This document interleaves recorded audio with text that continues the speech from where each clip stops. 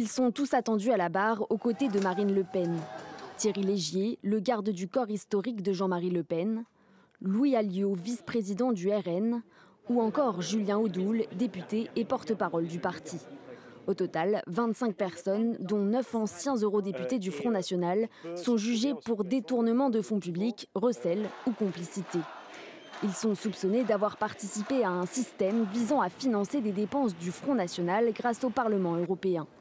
La justice reproche au parti d'avoir rémunéré entre 2004 et 2016 certains de ses salariés avec des fonds alloués par Bruxelles aux eurodéputés pour payer leurs assistants parlementaires. Marine Le Pen risque jusqu'à 10 ans de prison, une amende d'1 million d'euros et entre 5 à 10 ans d'inéligibilité.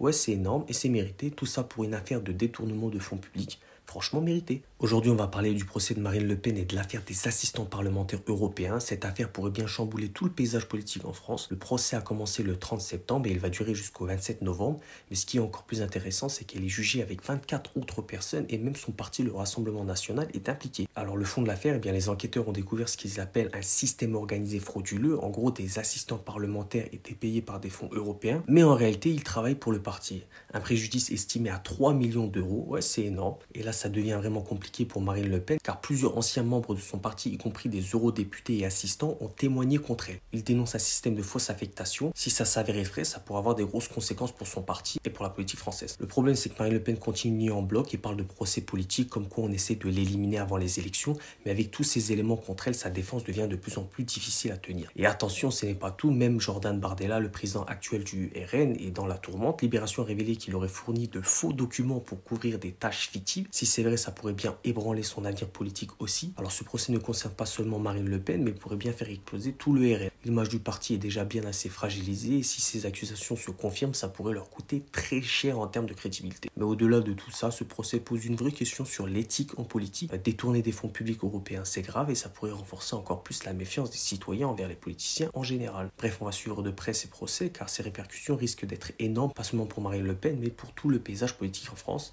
Dites-moi en commentaire ce que vous en pensez, bien sûr, toujours dans le respect.